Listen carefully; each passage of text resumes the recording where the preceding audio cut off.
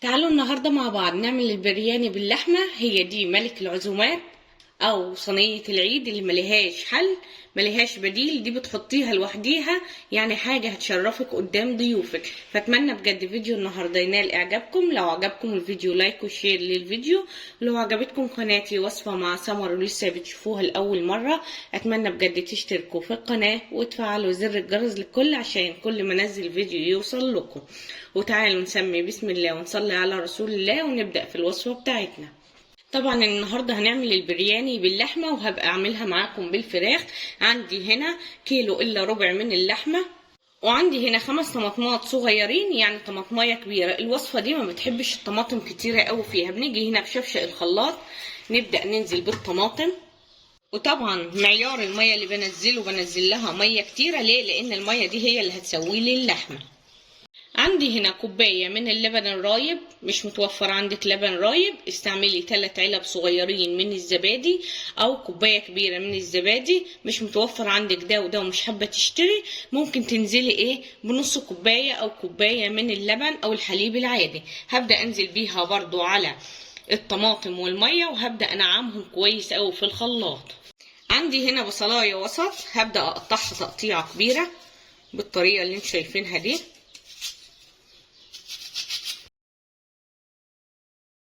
عندي هنا حلة على النار فيها معلقة كبيرة من السمنة، ونزلنا ورقتين من الورق اللورا. هسيبهم لحد لما يسخنوا كويس قوي. بعد ما السمنة سخنت معانا هنبدأ ننزل بالبصلة. شايفين تقطيعتها؟ طبعا على نار عالية هبدأ أدبل البصلة لحد لما تبدأ تاخد لون ذهبي.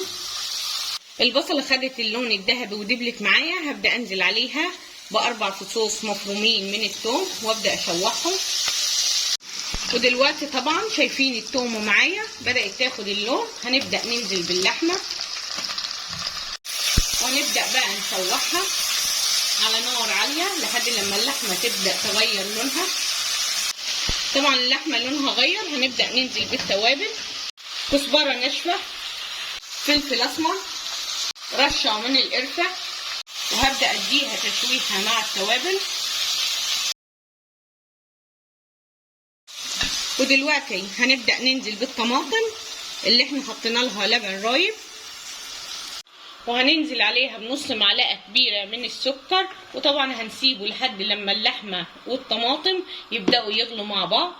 بعد ما غلت معانا بالطريقة دي هنهدي النار على الآخر ونغطي عليها ونسيبها لحد لما اللحمة معانا تستوي.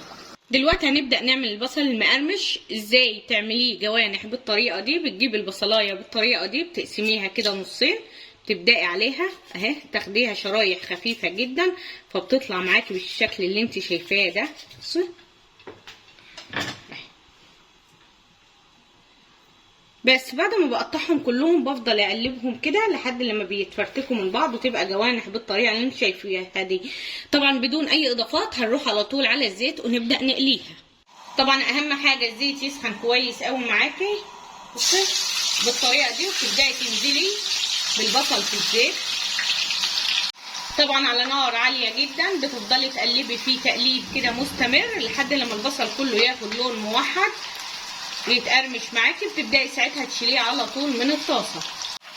شايفين الجمال وشايفين اللون الموحد للبصل مع التقليب المستمر والنار العاليه. دلوقتي طبعا هنبدا نطلعه بالطريقه دي. بس كده وبكده خلصنا من البصل. فردته في الطبق وهركنه على جنب.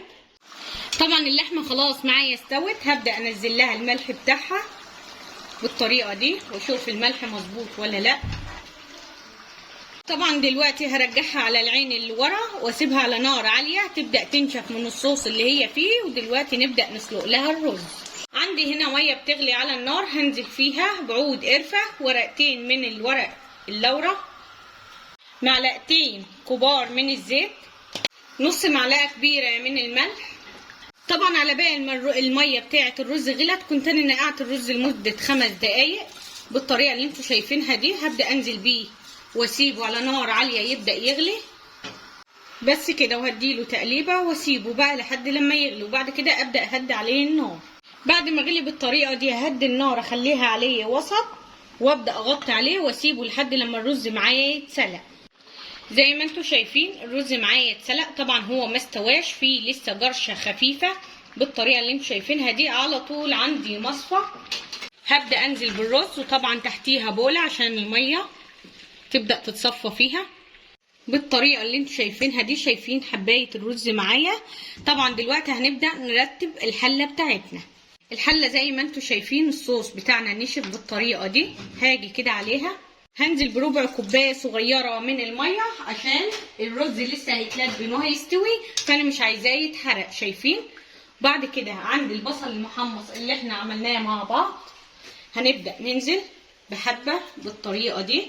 عندي فلفل اخضر مقطعاه، عندي كزبره خضراء مقطعاها برضو. نبدا ننزل بكله ده في الارضيه كده مع اللحمه. بعد كده ببدا انزل بالرز اهو بنسويه، ما بقلبهوش طبعا عشان احنا هنعمل رز كذا لون. طبعا دلوقتي زي ما انتوا شايفين عندي تلت كوبايه الميه دي. عندي الالوان الصناعيه دي بتجيبيها من اي عطار، الوان بودر للاكل. بصوا حاجه بسيطه جدا لانها بتلون بسرعه. لو عندك زعفران بتبداي تستعمليه. ببدا ادوبها كده زي ما شفتوا، حاجه بسيطه جدا بس عشان تلون لي الرز. اجي كده ابدا اعمل خط كده وجزئيه كده، وبنيجي نكررها بنفس اللون الاحمر، وده لون احمر بودر برضو. ببدا اخد حاجه بسيطه منه بالطريقه دي شايفين، وببدا انزلها على طول بيلون لي الميه. ببدا احط خط كده اهو، وبنرجع تاني بننزل بحبه من البصل المحمص. لو حابه تخليه في الاخر مع التقديم خلي منه عادي، بيبقى جميل جدا. وبنزل برضو بالفلفل الاخضر، وببدا اغطي عليها واهدي النار على الاخر واسيب الرز معايا يتلدن ويستوي. دلوقتي هنبدا نحمص السوداني. فعندي هنا معلقه كبيره من السمنه في طاسه هسيبها تسخن على النار. هنبدا ننزل بالفول السوداني وابدا احمصه على نار عاليه مع السمنه. بعد ما السوداني معايا اتحمص وريحته طلعت ببدا انزل بالزبيب تقليبه على طول على نار عاليه. الزبيب بيبدا ينفخ معايا بالطريقه دي، على طول بطفي النار واروح على الحله. ببدا انزله بالطريقه دي. انا بحب احطه مع الرز يتلدن ويطرى معايا. لو انت حباه تحطيه ساعه التقديم على الرز جميل جدا. بس كده وهغطي عليهم النار. دلوقتي عشان تاكلي اطعم رز عندي هنا فحمه وهو برده بيتلدن. ببدا انزل عليها بمعلقه من الزيت واغطي عليها واسيب طبعا الرز معايا يتلدن ويشرب من ريحه الفحم، وانت هتاكلي احلى برياني باللحمه. الرز معانا بسم الله ما شاء الله استوى. طبعا انا خدت حبايتين من الحرف هنا وهو خلاص معايا استوى. دلوقتي هنبدا نقلبه.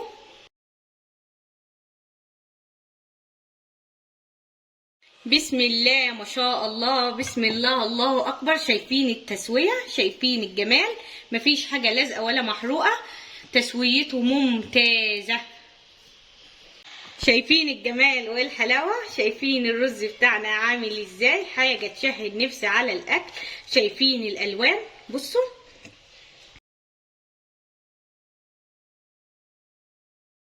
كده وصفتنا للنهارده خلصت. اقسم بالله كل اللي هيدوقها من تحت ايدك مستحيل يقول انك انت عاملاها في البيت. لا ده طعمها جميل جدا كانك شارياها من بره. الصينيه دي غاليه جدا، طعمها جميل جدا والله العظيم ما خدتش وقت خالص.